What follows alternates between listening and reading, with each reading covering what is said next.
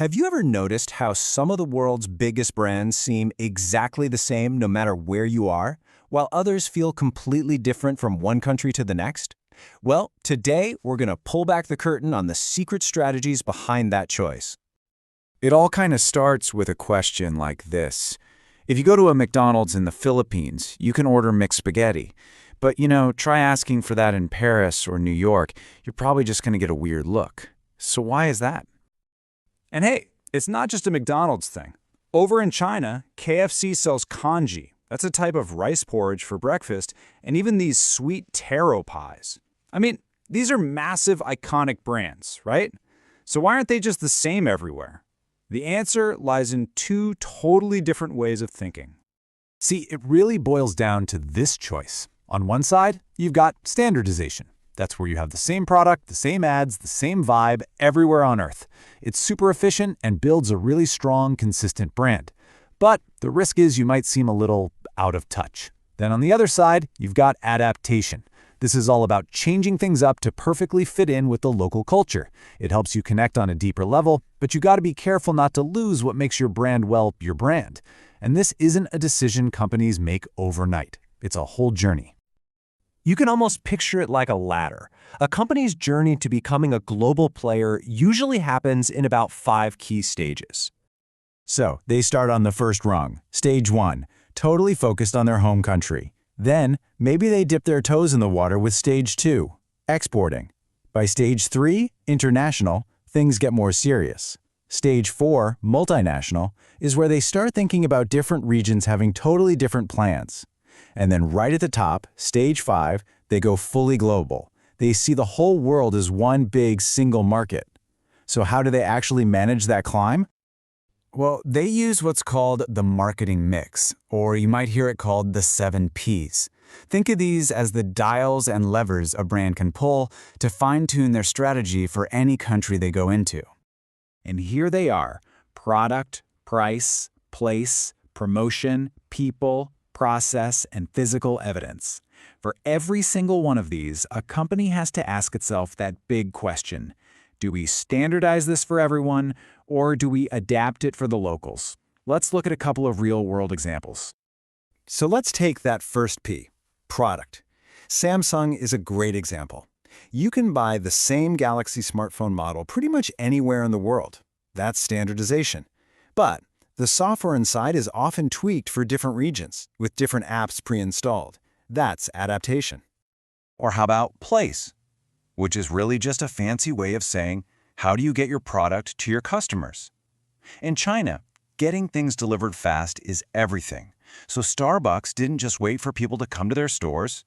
Nope, they teamed up with the local tech giant, Alibaba, to get coffee to people wherever they were. Price is another huge one. There's this really aggressive strategy called penetration pricing. The idea is pretty simple, actually. You launch in a new country with a super low price to get as many people as possible to try your stuff fast. Want to see a perfect example? Look at how IKEA launched in India. They didn't just use their standard European prices, they came in with lower prices to be more accessible. And they didn't stop there. They also adopted their product, designing furniture that would fit better in smaller Indian homes. Now that's a killer 1-2 punch.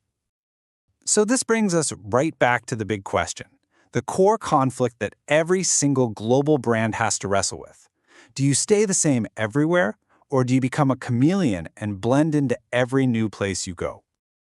The argument for keeping things the same, for standardizing, is really powerful. It's all about aspiration. A global brand can represent a kind of universal dream, a standard of quality that people everywhere recognize and want. It shows us what we could be. And the undisputed champion of this strategy has got to be Apple. An iPhone is an iPhone, period. It doesn't matter if you're in Tokyo or Toronto. That consistency creates this incredibly powerful image of innovation that just works everywhere. They're not changing for you. They're setting the standard you want to be a part of. But there's a flip side. The argument for adapting is all about identity. It says, hey, we might have global dreams, but we live our lives locally. This approach is about reflecting who people really are, right here, right now. And for this, let's go back to KFC in China. They didn't just throw a couple of local items on the menu. They completely transformed it. They adapted so well that they're not just seen as an American brand anymore. They go head-to-head with actual local Chinese restaurants. That is adaptation at its peak. So which is it then? Standardize or adapt? Well, it turns out the smartest brands have figured out a secret. You don't have to choose. You can do both, and that's what we call the global playbook. Glocalization, I know, it's a bit of a buzzword, but it's just global and local mashed together, and it really is the perfect way to think about it. The idea is to think globally, but act locally. Keep your big picture brand strong, but be flexible enough to feel like a local favorite. So how do you actually do it? Well, step 1, keep your core brand the same, your logo, your main values. Step 2, adapt the message. Coca-Cola's Share It Coke campaign was brilliant at this. The big idea was global, but they used the most popular local names in every single country. Step 3, find local partners who know the ropes, like Starbucks did. And finally, step 4, always be measuring and tweaking. What works in Brazil might not work in Japan. So, when it all comes down to it, the real secret is this. It's a balancing act. It's not about choosing one or the other.